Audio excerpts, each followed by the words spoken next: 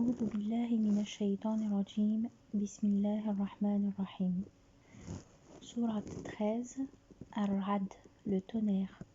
C'est une médinoise de 43 versets. Au nom de Dieu, le tout miséricordieux, le miséricordieux. Alif, Lam, Ra. Voici les versets du livre. La descente sur toi opérée à partir de ton maître est le vrai. Mais la plupart des humains ne croient pas. Explication. Pour l'exégèse des premières lettres, voir au début de la sourate 2. Le livre signifie le Coran. Le pronom « toi » désigne le prophète, alayhi salatu wassalam. Le segment « mais la plupart des humains ne croient pas » est synonyme de « seulement la plupart des hommes, même si tu t'y évertuais, ne seraient pas croyants ». Ce qui veut dire, avec cette limpidité, cette explication, cette clarté, la plupart des hommes ne croient pas parce qu'ils se maintiennent dans la contradiction, l'entêtement, l'hypocrisie. Verset 2. C'est Dieu qui a élevé les cieux sans piliers, que vous puissiez voir, et puis s'installa sur le trône, a mis en service le soleil et la lune, chacun courant à un terme fixé. Il règle le décret, articule les versets, espérant vous donner de la rencontre de votre maître certitude. Explication. Dieu informe sur son omnipotence et son pouvoir illimité. Les cieux ont été élevés selon sa permission et son ordre. Ils ont été élevés au-dessus de la terre, si loin qu'on ne peut avoir conscience de la distance. Le ciel inférieur encercle la terre de tous les côtés et est élevé partout à une hauteur égale. La distance entre la terre et le ciel s'étire jusqu'à une marche de 500 ans. Au-dessus, il y a le second ciel qui encercle le ciel inférieur et tout ce qu'il contient. Ainsi en est-il jusqu'au 7e ciel. Il est rapporté ceci. Par rapport au siège, les 7 cieux et leur contenu et ce qu'il y a entre l'un et l'autre ne sont que comme un anneau jeté dans un vaste territoire. Le segment « a élevé les cieux sans piliers que vous puissiez voir » signifie « le ciel est comme une tente installée sans piliers ». En référant cette parole, et qu'il retient le ciel de tomber sur la terre, il ne s'en abstient que par son ordre. Le segment « et puis s'installa sur le trône » pour la signification, voire l'exégèse dans la sourate 7. Le segment a mis en service le soleil et la lune, chacun courant à un terme fixé, signifie que le soleil et la lune sont en mouvement jusqu'à l'avènement de l'heure, selon un premier avis. Les deux corps courent vers leur garage, se trouvant sous le trône. En référence cette parole, et que le soleil court vers un sien reposoir. Ce segment est synonyme de « et mit le soleil et la lune et les étoiles en service à son ordre. La création et le décret ne sont-ils pas à lui?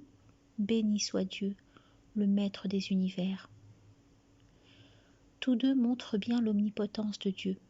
Le segment articule les versets, espérant vous donner de la rencontre de votre maître certitude. Signifie Dieu explicite les versets et les preuves éclatantes pour montrer qu'il n'est de Dieu que lui et qu'il fera selon sa volonté ressusciter la création comme il le fit auparavant. Versets 3 et 4. C'est lui qui a étendu la terre, y déposa des ancrages, des fleuves et de toutes sortes de fruits, y établit 2 couples. Il fait couvrir le jour par la nuit. En quoi résident des signes pour ceux capables de méditer? Il est sur la terre des parcelles attenantes les unes aux autres, des jardins de vignes, de céréales, de palmiers en touffes ou solitaires. Une eau unique les irrigue et pourtant, nous privilégions l'un sur l'autre en nourriture. En quoi résident des signes pour ceux capables de raisonner? Explication.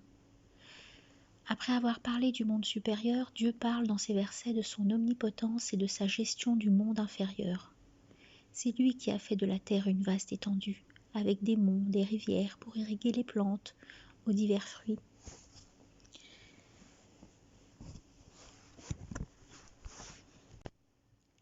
C'est lui qui a fait en sorte que le jour et la nuit se poursuivent, tant c'est lui qui gère le temps, le lieu, les habitants. Le segment « En quoi résident des signes pour ceux capables de méditer » signifie « Dans ces signes, il y a des preuves éclatantes pour ceux qui méditent sur Dieu et sa sagesse. » Le segment « Il est sur la terre des parcelles attenantes les unes aux autres » sous-entend la diversité des pays. Les terres fertiles, des terres salines, terres rouges, blanches, jaunes, noires, pierreuses, etc. C'est là une preuve de l'omnipotent. Le segment « Une eau unique les irrigue et pourtant nous privilégions l'un sur l'autre en nourriture » signifie « Les plantes poussent en étant irriguées d'une même eau et pourtant elles ne sont pas les mêmes. Il y a les grenadiers, les palmiers, les figuiers, le blé, l'orge, les herbes, les fleurs, les fruits aux formes, goûts différents, etc. En tout cela, il y a des preuves éclatantes de l'empreinte de l'auteur pour qui résonne, en référence à cette parole, en quoi résident des signes pour ceux capables de raisonner.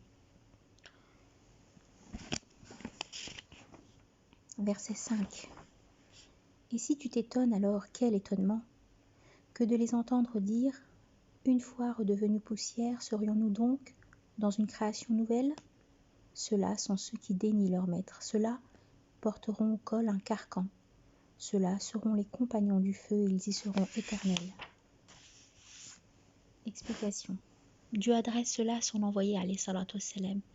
Si tu t'étonnes de ces associants qui démentent le jour du rendez-vous, après le témoignage que les signes divins sont véridiques et que la création provient de Dieu, alors l'étonnement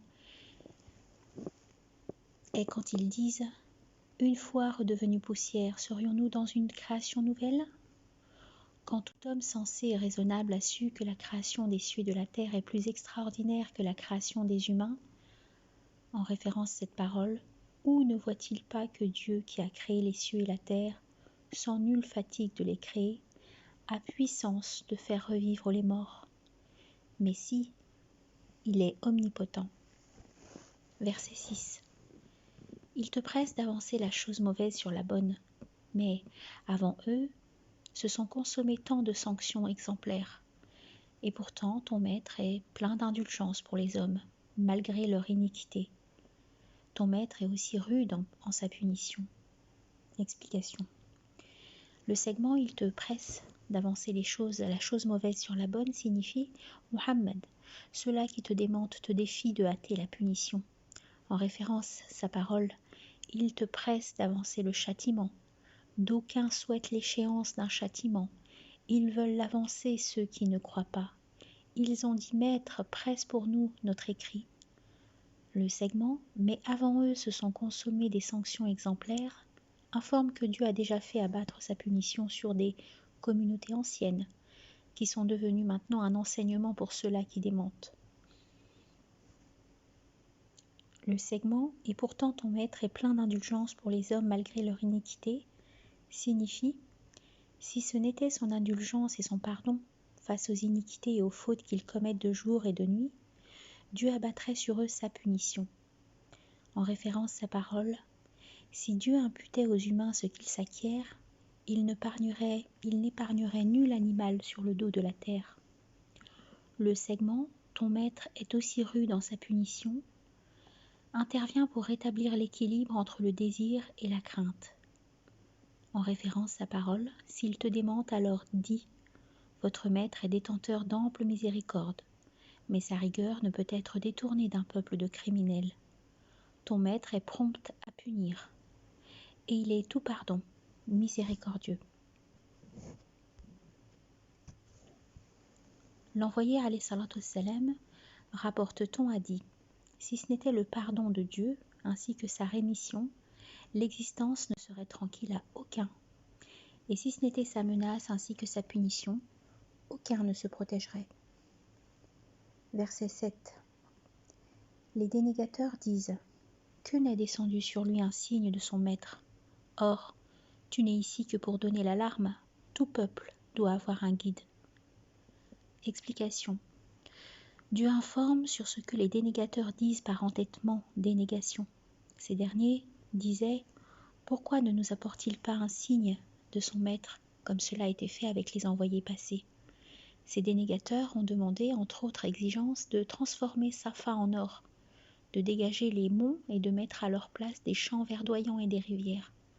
Mais Dieu dit, une seule chose nous retient d'envoyer des prodiges à l'appui, c'est que les anciens en ont fait matière à démenti. Le segment « Or, tu n'es ici que pour donner l'alarme » signifie « Tu es un prophète selon Mujahid, un chef selon Yahya ben Rafi'. » Verset 9. Dieu connaît ce que porte toute femelle, et la contraction comme la dilatation des matrices. Toute chose trouve auprès de lui sa mesure, le connaissant du mystère et de la présence, le très grand, le très haut. Explication. Dieu informe sur sa connaissance qui est infinie. Son savoir encercle entre autres ce que porte toute femelle dans son ventre. Mâle, femelle, beau, laid, misérable, bienheureux, etc. En référence ces paroles, il connaît ce qu'il y a dans les matrices. Il vous connaissait de science totale quand de la terre il vous a développé et quand vous n'étiez que germe. Sans cesse il vous crée dans le sein de votre mère, création sur création, sous un triple ténèbre. Oui, nous avons créé l'homme d'une quintessence d'argile, puis nous le fîmes un peu de liquide déposé en réceptacle sûr. Le segment et la contraction comme la dilatation des matrices signifie cela est en rapport avec les fausses couches et bien d'autres choses. La femme, par exemple, peut être enceinte durant 10 ou 8 mois, c'est-à-dire plus ou moins de 9 mois, selon Ibn Abbas. Quant à Makoul, il explique ainsi ce segment. Dans le ventre de sa mère, le fœtus ne s'attriste ni ne peine. Sa pitance lui arrive par le sang de sa mère. C'est pour cela que l'enceinte n'a pas de règles. Quand le bébé sort à la vie sur terre, les règles commencent. Ainsi donc, quand le cordon ombilical lui est coupé, Dieu lui déplace sa pitance dans le sein de sa mère, de sorte qu'il ne s'attriste pas, ne demande pas de quête, ni se peine. Puis il devient enfant, prenant la chose pour la manger. Et quand il devient grand, il dit « C'est ou mourir ou être tué. D'où me viendra ma pitance? Malheur à moi, malheur à toi, humain. Il t'a fait nourrir dans le ventre de ta mère et aussi petit enfant. Et quand tu deviens grand, doué de raison, tu dis cela? Dieu connaît ce que porte toute femelle. » Le segment « Toute chose trouve auprès de lui sa mesure » signifie « Chaque chose a un délai fixé » selon Qatada. Versets 10 et 11. Pareils sont qui d'entre vous contient son propos et qui le dit à voix haute, qui se terre la nuit ou déambule le jour. L'homme a des accompagnateurs qui le précèdent et le suivent pour le garder de par l'ordre de Dieu.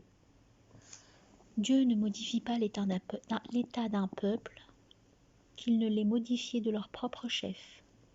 Si Dieu veut quelque mal à un peuple, ce dernier n'a pas d'échappatoire non plus, que hors lui de protecteur. Explication.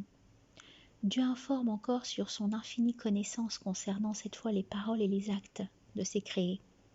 Le verset 10 a des synonymes tels que ces paroles « Lui qui, si tu publies la parole, soit l'arcane, et ce qui est encore plus caché. C'est l'arcane, et ce qui est encore plus caché. Et connaît ce que vous scellez comme ce que vous publiez.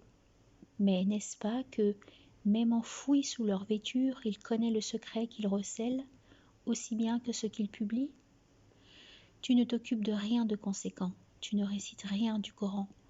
Vous n'agissez nulle action, que nous ne soyons de vous témoins quand vous vous y engagez. Le segment « L'homme a des accompagnateurs qui le précèdent et le suivent pour le garder de par l'ordre de Dieu » signifie que cela révèle que toute personne a autour de lui 4 anges qui se relayent 2 par 2 pour le protéger jour et nuit contre les mauvaises choses, 4 autres qui se relayent 2 par 2 pour inscrire ses actions bonnes et ses actions mauvaises. Donc chaque personne se trouve au milieu de 4 anges pendant la nuit et 4 autres pendant le jour. À cet effet, il est rapporté ceci. Autour de vous se relayent des anges le jour et des anges la nuit. Le segment, pour le garder de par l'ordre de Dieu, signifie des anges le protègent par devant et par derrière. Mais quand la mesure de Dieu arrive, il la laisse passer, selon Ibn Abbas. Il n'y a pas de serviteur sans qu'un ange lui soit détaché. Il le garde dans son sommeil comme dans son éveil, contre les djinns, les humains. Sitôt venue une chose de cela, l'ange dit « Arrière !» hormis celle permise par Dieu. Celle-ci, elle l'atteint, selon Mujahid. Pour sa part, Ibn Abu Hatim dit « Dieu fit la révélation suivante à un d'entre les prophètes des fils d'Israël. Dis à ton peuple, il n'y a pas d'habitant d'une cité, ni d'habitant d'une demeure qui se conforme à l'obéissance de Dieu, puis se détourne d'elle pour la désobéissance, sans que Dieu ne détourne d'eux ce qu'ils aiment vers ce qu'ils détestent. » Après quoi, il récita « Dieu ne modifie pas l'état d'un peuple qu'il ne l'ait modifié de leur propre chef. » Versets 12 et 13. C'est lui qui vous fait voir l'éclair pour votre épouvante et votre convoitise. Annoncelle les nuages alourdis. Le tonnerre par la louange exalte sa transcendance. Et les anges aussi dans la crainte de lui. Il envoie les foudres, en atteint qui il veut, tandis qu'il controverse eux sur Dieu et les rue dans son stratagème. Le segment, c'est lui qui vous fait voir l'éclair pour votre épouvante et votre convoitise, signifie Dieu a créé l'éclair comme épouvante pour le voyageur qui craint d'être touché par lui et comme convoitise pour le citadin qui attend un bien de cet éclair, selon Qatada. Le segment amoncelle les nuages alourdis, parle évidemment des images pleines d'eau que Dieu crée. Le segment, le tonnerre par la louange exalte sa transcendance et les anges aussi dans la crainte de lui, est synonyme de « il n'est aucune chose qui par la louange ne le glorifie ». Le prophète alayhi salatu wassalam, rapporte-t-on, invoquait ainsi à l'écoute du tonnerre et à la vue de la foudre. Dieu, ne nous tue pas par ta colère, ne nous détruis pas par ton châtiment. Le prophète alayhi salatu wassalam, rapporte-t-on, a aussi dit, quand vous entendez le tonnerre, rappelez Dieu. Le segment, il envoie les foudres et en atteint qui il veut, signifie Dieu les décoche pour se venger de qui il veut. C'est pourquoi les foudres deviendront nombreuses à la fin des temps. Le prophète, alayhi salatu wassalam, rapporte-t-on, a dit « À l'approche de l'heure, les foudres deviendront nombreuses. » Pour l'exégèse de la descente de ce verset, il est rapporté ceci. Le prophète, alayhi salatu wassalam, envoya un homme à un pharaon arabe. « Va et convoque-le pour moi. » Le messager alla effectivement trouver ce tyran et lui dit « L'envoyé de Dieu t'appelle. » L'homme répliqua « C'est qui l'envoyé de Dieu? C'est quoi Dieu? Est-il d'or? Est-il d'argent? Est-il de cuivre ?» Le messager revint auprès de l'envoyé, alayhi salatu wassalam, et l'en informa. Il lui avait dit « Ô envoyé de Dieu, je t'ai pourtant dit qu'il est plus orgueilleux que cela. Il m'a dit ceci et cela. » L'envoyé, alayhi salatu wassalam, lui dit « Retourne le voir une deuxième fois. » Le messager alla effectivement trouver le tyran et lui transmit le même message. Mais il revint avec le même résultat. L'envoyé, alayhi salatu wassalam, lui dit encore « Retourne le voir et appelle-le. » L'émissaire alla le trouver pour la troisième fois. Pendant qu'il lui répétait le même propos, Dieu envoya un nuage au-dessus de la tête du tyran. Le nuage tonna et la foudre alla tomber sur sa tête. Après quoi, Dieu fit descendre, il envoie les foudres, en atteint qui il veut. Le segment, tandis qu'il controverse eux sur Dieu, signifie ces dénégateurs doutent de sa grandeur. Le segment, il est rude dans son stratagème, est synonyme de ils ourdirent un stratagème et nous le nôtre à leur insu. Vois comment finit leur stratagème. Nous les exterminâmes avec leur peuple jusqu'au dernier. Ali dit il est rude en sa prise. Mujahid dit il est rude en sa puissance. Verset 14. À lui tout appelle à la vérité. Ceux qu'on invoque en dehors de lui n'exaucent rien pour personne, si ce n'est à la façon de qui ouvre les mains dans l'eau pour la porter à sa bouche, mais qui n'y réussit point. L'invocation des dénégateurs ne s'agite que dans l'égarement. Le segment, à lui tout appel de la vérité, réfère au monothéisme, à la formule « il n'est de Dieu que Dieu ». Pour l'explication du segment, ceux qu'on invoque en dehors de lui, mais qui n'y réussit point, Ali radiallahu anhu dit « L'exemple de qui invoque cela en place de Dieu est à l'exemple de qui veut prendre l'eau du puits avec la main. Il ne pourra jamais l'atteindre. Alors, comment cette eau pourra-t-elle arriver à sa bouche ?» Verset 15. Vers Dieu se prosternent tous ceux qui sont aux cieux et sur la terre, bon gré mal gré. Ainsi, fait leur ombre au matin et au crépuscule. Explication. Dieu informe sur sa grandeur et son pouvoir dominant toutes choses. C'est pourquoi se prosternent à lui les croyants, bon gré, et les dénégateurs, mal gré. Le segment, ainsi, fait leur ombre au matin et au crépuscule, est synonyme de « N'ont-ils pas vu de toutes choses par Dieu créées les ombres se rabattre de la droite et de la gauche ?» Verset 16. Dis, qui est le maître des cieux et de la terre ? Dis, c'est Dieu. Dis, alors vous vous donneriez hors lui des protecteurs incapables pour eux-mêmes de ce qui sert et de ce qui ne nuit ? Dis, l'aveugle égalerait-il le clairvoyant ? Ou est-ce que les ténèbres égaleraient-elles la lumière ? Ou serait-ce qu'il donne à Dieu des associés qu'ils aient créés, comme il a créé, de sorte que s'établit pour eux une confusion dans la création ? Dis, c'est Dieu qui a créé toutes choses, et c'est lui l'unique, l'irrésistible. Explication. Dieu proclame qu'il n'est de Dieu que lui, parce que ceux-là reconnaissent bien que c'est lui qui a créé les cieux et la terre, et qu'il en est le maître et le gestionnaire. Le segment, alors vous vous donneriez hors lui des protecteurs incapables pour eux-mêmes, désigne évidemment ces idoles qui sont incapables de servir ou de nuire à leurs adorateurs. Ainsi, celui qui adore ces idoles est-il l'égal de celui qui adore Dieu l'unique ? Non, le croyant est guidé par une lumière venue de Dieu. Quant à l'associant, il est perdu dans les ténèbres. Le segment, ou serait-ce qu'il donne à Dieu des associés qui est créé comme il a créé, de sorte que s'établit pour eux une confusion dans la création, signifie, ou serait-ce que ces associants donnent à Dieu des idoles comparables à lui dans la création pour ne savoir plus qui a créé quoi ?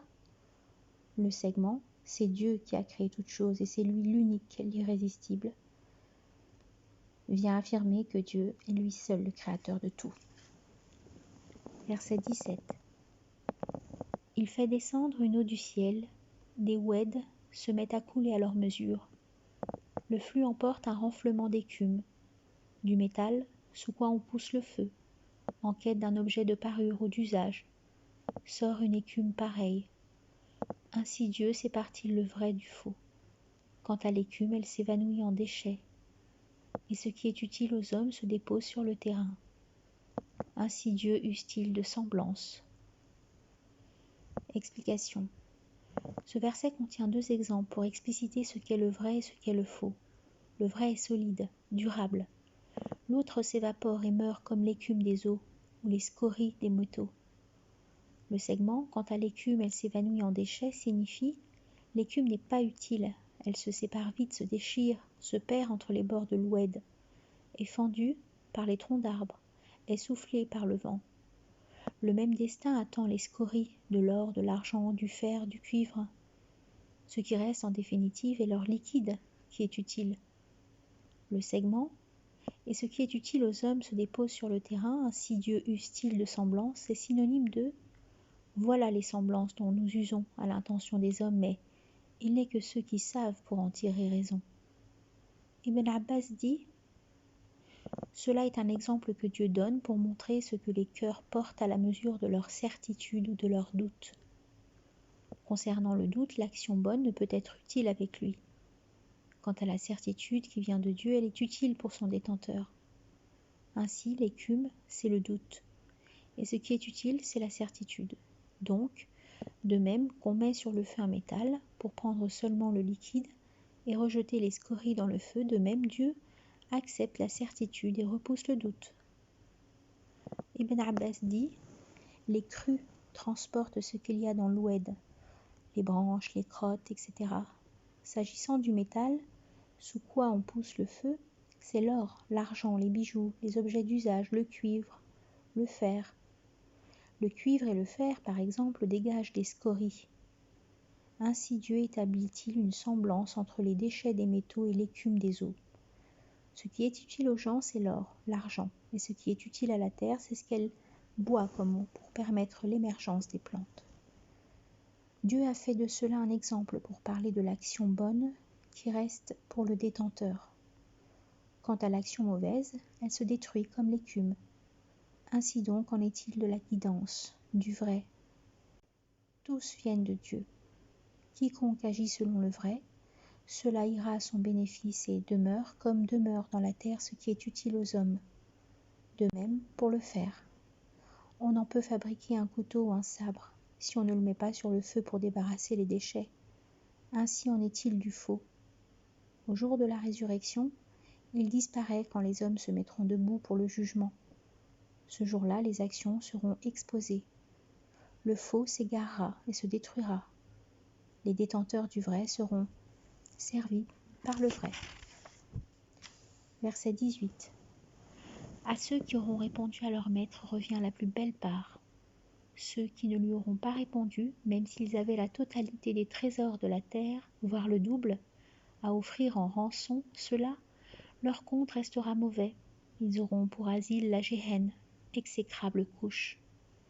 Explication. Dieu informe sur la destination finale des bienheureux et des misérables. Ceux qui auront obéi à Dieu et à son envoyé alayhi salatu wassalam auront la belle récompense. En prouve sa parole. Quant à celui qui a cru, pratiquer l'œuvre salutaire, il aura pour récompense la plus belle, et nous tiendrons de notre part propos de félicitations. Au bel agissant reviendra la plus belle, avec un surcroît. Les autres, ceux qui auront désobéi, iront au feu. Verset 19. Alors, celui qui reconnaît dans la descente opérée sur toi de par Dieu le vrai, serait-il l'égal de l'aveugle ? Ne médite en vérité que ceux dotés de moelle. Signification. Mohammed, celui qui sait que la descente opérée sur toi est le vrai, ne peut jamais être égalé par celui qui reste aveugle, qui refuse la guidance. En preuve cette parole, ils ne sont pas à égalité les compagnons du feu et ceux du jardin. Le segment « ne médite en vérité que ceux dotés de moelle » signifie « ne s'édifie et ne tire des enseignements que ceux qui raisonnent sainement ». Versets 21, 22, 20, 21, 22, 23, 24. Ceux qui s'acquittent du pacte de Dieu ne rompent pas l'engagement. Ceux qui respectent les liens dont Dieu commande qu'on soit liés, qui craignent leur maître, qui redoutent le compte mauvais, ceux qui patientent pour désirer de la face de leur maître, accomplissent la prière, font dépense sur notre attribution en secret comme en public, repoussent par l'œuvre belle la mauvaise. À ceux-là revient l'ultime demeure, les jardins d'Éden. Ils y entrent avec les justifiés parmi leurs pères, leurs épouses, leur progéniture. Les anges entrent en leur honneur par chaque porte. Salut sur vous pour votre patience. Félicité dans l'ultime demeure. Explication. Dieu informe sur ceux qui triompheront du jardin au jour de la résurrection. Ceux-là se reconnaissent dans ces éléments de description. Par conséquent, ce sont ceux qui s'acquittent du pacte de Dieu ne rompent pas l'engagement, c'est-à-dire qui ne sont pas hypocrites, qui respectent les liens dont Dieu commande qu'on soit liés, c'est-à-dire qui maintiennent les liens de matrice, bien agissent envers leurs proches, les pauvres, les nécessiteux, qui craignent leur maître dans leurs actions, de crainte d'avoir un compte mauvais le jour du jugement.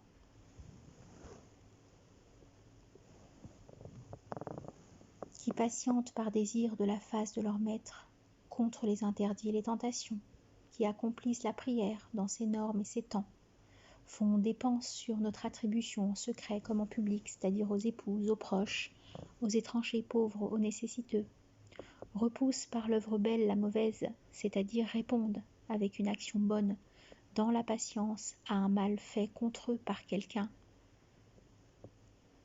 En exemple, cette parole repousse la mauvaise par une plus belle, et voilà que celui qu'opposait à toi l'inimité mutuelle prend les traits d'un allié chaleureux. En outre, le segment « Les jardins d'Éden » désigne selon Zahak la cité du jardin où se trouvent les envoyés, les prophètes, les témoins, les imams de la guidance et les croyants qui les entourent. Autour de la cité, il y a des jardins. Le segment, ils y entrent avec les justifiés parmi leurs pères, leurs épouses, leur progéniture. Signifie, Dieu les réunira alors à leurs bien-aimés que sont leurs pères, leurs familles, qui méritent le jardin pour les réconforter. En preuve cette parole, les croyants, si leur progéniture les suivait dans la croyance, nous leur avons accolé leur progéniture sans les frustrer de la moindre de leurs actions. L'envoyé alayhi salatu wassalam, rapporte-t-on, rendait visite aux tombes des témoins au début de chaque année pour leur dire « Salut sur vous pour votre patience, félicité dans l'ultime demeure ». Verset 25. Ceux qui violent le pacte de Dieu après s'y être engagés, rompent les liens dont Dieu ordonne qu'on soit liés, font dégâts sur la terre, malédiction sur eux. À eux la demeure mauvaise. Explication. Voilà ce qui attend les misérables qualifiés ainsi. Ils commettent le contraire de ce que les croyants accomplissent, alors ils auront pour destination finale la Géhenne. L'envoyé alayhi salatu wassalam, rapporte-t-on, a dit « Le signe de l'hypocrite se révèle dans 3 choses. Quand il rapporte, il ment. Quand il promet, il faillit. Quand on lui confie un dépôt, il trahit. » Le segment « Malédiction sur eux » parle des dénégateurs qui sont bannis de la miséricorde de Dieu. Quant à la demeure mauvaise, c'est la Géhenne. Verset 26. Dieu répand son attribution sur qui il veut et la mesure. Ils se réjouissent de la vie d'ici-bas, mais la vie d'ici-bas auprès de la dernière n'est que usufruit passager. Explication. Dieu dit que c'est lui qui fait don de ses attributions, à qui il veut, et en fait restriction à qui il veut, selon sa sagesse et son équité. Le segment « Ils se réjouissent de la vie d'ici-bas » signifie les dénégateurs se contentent de ce monde, sans se rendre compte que Dieu les entraîne, comme cela est indiqué dans « S'imaginent-ils que de ce que nous leur dispensons de richesses et de fils ne soit de notre part que façon de hâter pour eux les biens éternels ? Mais non, ils n'ont pas conscience. » Le segment « Mais la vie d'ici-bas auprès de la dernière n'est que usufruit passager » alerte sur la vie de ce monde par rapport à la vie dernière. En référence à cette parole, dit « Jouissance d'ici-bas n'est que peu de choses, meilleure est la vie dernière, pour quiconque se prémunit. Vous ne serez lésés d'un brin, mais non, vous choisissez la vie d'ici-bas quand la dernière est meilleure, plus durable. » L'envoyé alayhi salatu wassalam, rapporte-t-on, a dit « La vie d'ici-bas auprès de la dernière n'est que comme l'un de vous qui met son doigt dans l'eau, qu'il regarde quoi il retire dans son doigt. »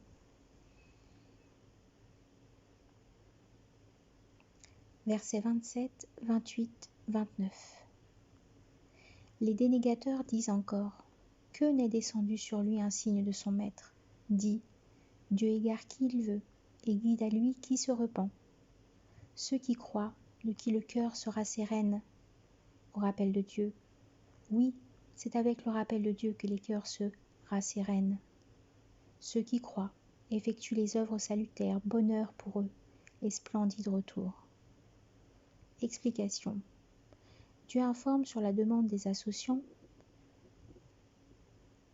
revoir verset 7, le segment « Dieu égare qui il veut et guide à lui qui se repent » signifie « c'est lui qui guide et qui égare, envoie ou non un signe conforme à ce que demandent les dénégateurs. » En référence ces paroles « Mais ni signe ni alarme ne suffisent à un peuple d'incroyance. Même si nous faisions descendre sur eux les anges, si les morts leur parlaient, si nous rassemblions devant eux toutes choses, ils ne croiraient pas, sauf si Dieu voulait. Mais la plupart d'entre eux sont ignorants. Quant aux autres, ceux qui croient, effectuent les œuvres salutaires, il y aura bonheur pour eux et splendide retour. L'envoyé, alayhi salatu wassalam, rapporte-t-on, a dit « Dans le jardin, il y a un arbre. Une personne sur une monture marchant pendant 100 ans dans son ombre ne peut le traverser. »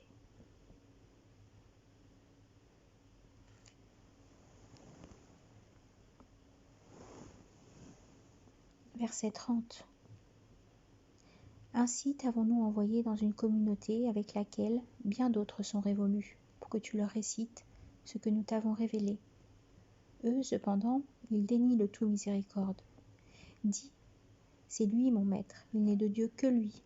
À lui je fais confiance, vers lui je reviens repentant. Le segment, ainsi t'avons-nous envoyé dans une communauté avec laquelle bien d'autres sont révolus, pour que tu leur récites ce que nous t'avons révélé, signifie Mohammed, comme nous t'avons envoyé à cette communauté pour lui communiquer le message divin, nous avons déjà envoyé des envoyés aux communautés révolues dénégatrices. Alors, tu as exemple en ces envoyés, et que tes contemporains soient avertis de notre châtiment qui pourrait bien les atteindre, comme les communautés punies pour leur dénégation. En référence à cette parole, avant toi, maintes envoyés ont été démentis. Ils restèrent patients aux démentis, à la calomnie, jusqu'à ce que leur vînt notre aide victorieuse.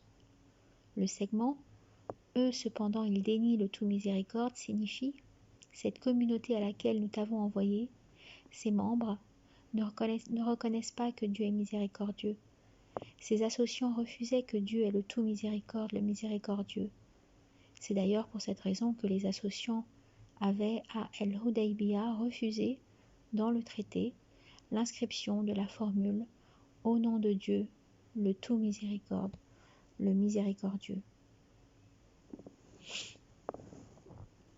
Le segment, c'est lui mon maître. Il n'est de Dieu que lui. À lui je fais confiance. Vers lui je reviens repentant. Signifie, celui-là que vous déniez, moi je crois en lui, je reconnais qu'il est mon maître. Et il est le seul à être adoré. Je lui fais confiance dans toutes mes affaires. Je m'en remets à lui. Il n'y a personne à part lui qui mérite cela. Verset 31. Ah, si c'était un Coran capable de faire marcher les montagnes, la terre, se fendre, parler aux morts, mais à Dieu seul revient le décret, en totalité. Les croyants ne prennent-ils pas leur parti de ce que Dieu, s'il voulait, aurait guidé les hommes en totalité, alors que les dénégateurs continuent à avoir pour lot, du fait de leurs actes, la catastrophe, à moins qu'elle ne règne à proximité de leur demeure jusqu'à ce qu'il advienne la promesse de Dieu. Dieu ne faillit nullement à sa promesse. Explication. Pour faire l'éloge du Coran et chanter ses mérites sur tous les livres descendus avant lui, Dieu dit « Ah, si c'était un Coran capable de faire marcher les montagnes, la terre se fendre, parler aux morts. » Autrement dit, s'il y avait d'entre les livres révélés un livre grâce auquel les monts se déplacent, les terres se fendent, les morts parlent dans leur tombe, ce serait bien ce Coran. Parce que son caractère inimitable ne peut jamais être défié par les humains, moins encore par les djinns. Le segment « Mais à Dieu seul revient le décret » en totalité signifie « Toutes les choses reviennent à Dieu, tout ce qu'il veut se produit et tout ce qu'il ne veut pas ne se produit pas. » Le segment « Les croyants ne prennent-ils pas leur parti de ce que Dieu, s'il le voulait, aurait guidé les hommes en totalité ?» signifie « Les croyants ne vont-ils pas désespérer de la conversion de tous les hommes à la croyance et savoir enfin que si Dieu voulait, il aurait guidé les hommes en totalité ? Car il n'y a plus de preuve plus éclatante que ce Coran, grâce auquel s'il avait été descendu sur un mont, celui-ci se serait prosterné, fissuré, par crainte de Dieu. En outre, il est rapporté que les associants dirent au prophète alayhi salatu wassalam, « Ah, si tu nous déplaçais les monts de la Mecque pour que la terre devienne vaste et qu'ainsi nous puissions y faire des labours, ou si tu nous faisais fendre la terre comme Salomon le faisait pour son peuple, ou si tu nous faisais revivre les morts comme Jésus le faisait pour son peuple. » C'est pourquoi Dieu fit descendre ce verset. Ah, si c'était un Coran capable de faire marcher les montagnes, etc. Qatada dit, si Dieu avait fait cela avec un Coran autre que ce Coran, il ferait de même avec votre Coran-ci. Le segment, alors que les dénégateurs continuent à avoir pour lot, du fait de leurs actes, la catastrophe, à moins qu'elle ne règne à proximité de leur demeure, signifie, à cause de leur démenti, les catastrophes ne cesseront de les toucher, ou de toucher leurs environs jusqu'à ce qu'ils s'édifient et tirent des enseignements. La promesse dont il s'agit ici est l'ouverture de la Mecque. Al-Hassan al-Basri dit, cette promesse est celle du jour de la résurrection. Le segment « Dieu ne faillit nullement à sa promesse » est un synonyme de « Non, ne crois pas que Dieu manque à la promesse qu'il fit à ses envoyés. Dieu est tout-puissant dans sa vengeance. » Verset 32. Oui, l'on s'est raillé des envoyés d'avant toi. Je laissai au dénégateur un répit, puis, d'eux je me saisis. Quelle ne fut ma punition? Explication. Dieu réconforte son prophète, alayhi salatu wassalam, confronté au démenti obstiné de son peuple. Le segment « Oui, l'on s'est raillé des envoyés d'avant toi » signifie « Tu as en ces prophètes un exemple ». Le segment « Je laissais aux dénégateurs un répit » signifie « Je leur donnais un délai ». En référence à cette parole, à combien de cités n'avais-je pas accordé de sursis, malgré leur iniquité? Et puis, je m'emparais d'elles, et vers moi, la destination de tout. L'envoyé, alayhi salatu wassalam, rapporte-t-on, a dit « Dieu laisse du répit à l'inique, et quand il le saisit, il ne lâche plus. » En référence à cette parole, telle est la saisie de ton maître quand il saisit les cités, pour leur iniquité, d'une prise de violence et de douleur. Verset 33. Alors, est-ce que celui qui sur toute âme se dresse à raison de ce qu'elle s'est acquise, et il donne à Dieu des associés, dit, nommez-les donc, iriez-vous donc l'informer de choses au monde qu'il ne sache pas? Nommez-les fût-ce d'un propos d'apparence. Mais non, aux yeux des dénégateurs se parent leurs machinations, et ainsi s'écartent-ils du chemin. Celui que Dieu égare n'a personne pour le guider. Le segment, alors est-ce que celui qui, sur toute âme, se dresse à raison de ce qu'elle s'est acquise, signifie Dieu est le gardien, le connaissant de chaque âme et de ce qu'elle fait de bien ou de mal. En référence à ces paroles, vous n'agissez nulle action, que nous ne soyons de vous témoins quand vous vous y engagez. Pas de feuille qui tombe sans qu'il ne le sache. Pareils sont qui d'entre vous contient son propos et qui le dit à voix haute. Qui se terre la nuit ou déambule le jour. Lui qui sait l'arcane à ce qui est encore plus caché. Avec vous, il est où que vous soyez. Sur tout ce que vous faites, Dieu est clairvoyant. Donc, est-ce que celui qui fait cela ou bien d'autres choses est comme les idoles que l'on adore, lesquelles idoles n'entendent pas, ne voient pas, ne raisonnent pas, ne servent ni ne nuisent? Mais cette partie du propos qui n'existe pas dans le texte peut bien se deviner selon le contexte précisément, grâce au segment « et il donne à Dieu des associés ». Le segment « nommez-les donc » signifie « faites-nous donc connaître ces associés, montrez-les-nous donc, pour qu'ils se fassent présenter ». Ces associés n'ont en vérité aucune réalité. Le segment « iriez-vous donc l'informer de choses au monde qu'il ne sache pas ?»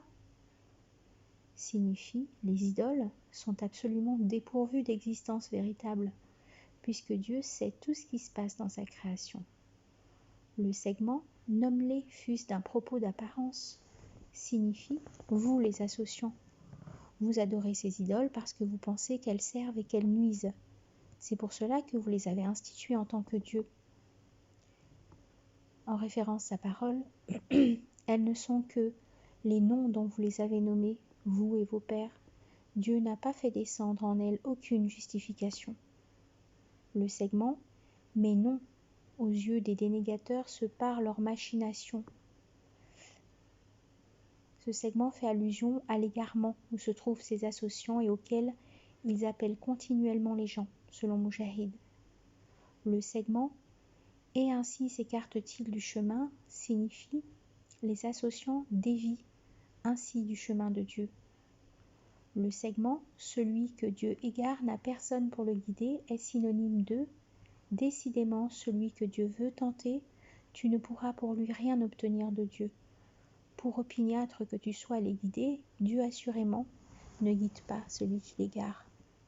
Et ceux-là ne peuvent avoir de secourant. » Versets 34 et 35. Ils subiront un châtiment dans la vie d'ici-bas. Le châtiment de la dernière sera plus rigoureux, et ils n'auront personne pour les protéger de Dieu.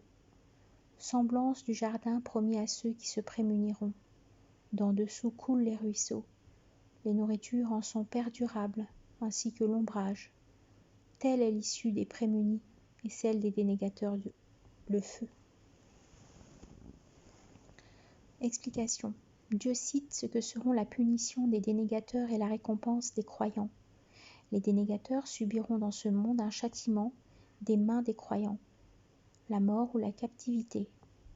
Et dans la vie dernière, ils auront un châtiment plus rigoureux.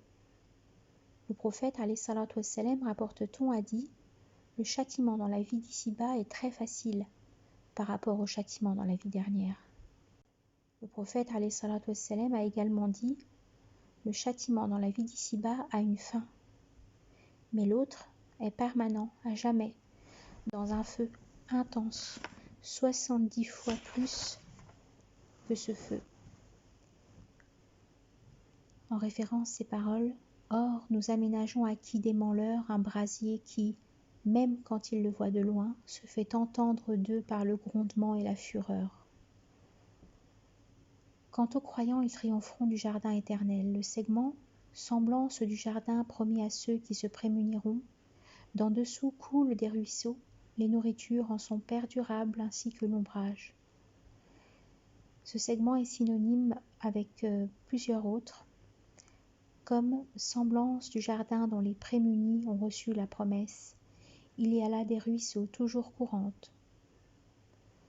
Enfin, Dieu cite souvent ensemble les caractéristiques du jardin et celles du feu pour convier et avertir. Le segment, telle est l'issue des prémunis et celle des dénégateurs. Le feu est synonyme de « Ils ne sont pas à égalité les compagnons du feu et ceux du jardin. Les compagnons du jardin sont eux les glorifiés. » Versets 36-37.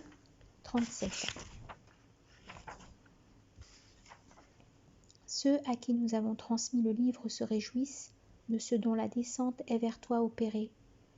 Mais il en est dans les factions qui en nient une part. Dis, je n'ai reçu commandement que d'adorer Dieu, de ne rien lui associer. C'est à lui que j'appelle, et c'est vers lui qu'est mon retour. C'est bien ainsi que nous l'avons fait descendre à titre de norme, en langue arabe. Si tu suivais leur passion après ce qui t'est venu de connaissance, tu n'aurais personne pour te protéger, te préserver de Dieu. Explication. Le segment « À qui nous avons transmis le livre se réjouissent de ce dont la descente est vers toi opérée » désigne ceux qui se conforment encore au livre auparavant descendu. Ceux-là se réjouissent du Coran qui descend sur le prophète, alayhi salatu wassalam, du fait qu'ils ont dans leur livre des preuves concrètes sur sa véracité et sur la bonne nouvelle qu'il annonce. Le segment « Mais il en est dans les factions qui en nient une part » signifie « Dans les communautés, il y en a qui démentent une part de ce qui t'est révélé, c'est-à-dire une part de la vérité. » Selon Moujahid, ce segment désigne les juifs et les chrétiens, en référence à parole « Parmi les gens du livre, il en est qui croient en Dieu. » Le segment « Je n'ai reçu commandement que d'adorer Dieu, de ne rien lui associer » signifie « J'ai été envoyé avec la mission d'appeler à l'adoration de Dieu l'unique, comme l'ont fait des prophètes avant moi. » Le segment « C'est à lui que j'appelle » signifie « J'appelle à suivre le chemin de Dieu. » Le segment « Si tu suivais leur passion après ce qui t'est venu de connaissance » signifie « Si tu suivais leurs opinions et passion après ce qui t'est venu de connaissance, si tu suivais leurs opinions et leurs idées après ce qui t'est descendu de Dieu. »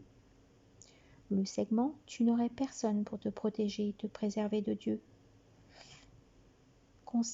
Peut également concerner les savants. C'est en effet un avertissement à tout savant musulman pour ne pas se laisser entraîner sur le chemin de l'égarement. Versets 38 et 39. Oui, nous avons envoyé des envoyés avant toi, et nous les dotions d'épouses et de progéniture. Il n'appartient à nul envoyé d'apporter un signe sans la permission de Dieu. À tout délai un livre, Dieu abolit ce qu'il veut et confirme ce qu'il veut. Il tient le livre original. Explication. Dieu s'adresse à son envoyé alayhi salatu wassalam. Mohammed, nous t'avons envoyé en tant qu'envoyé humain comme nous l'avons fait avec les prophètes qui t'ont devancé. Ils mangeaient, allaient dans les marchés, se mariaient, etc.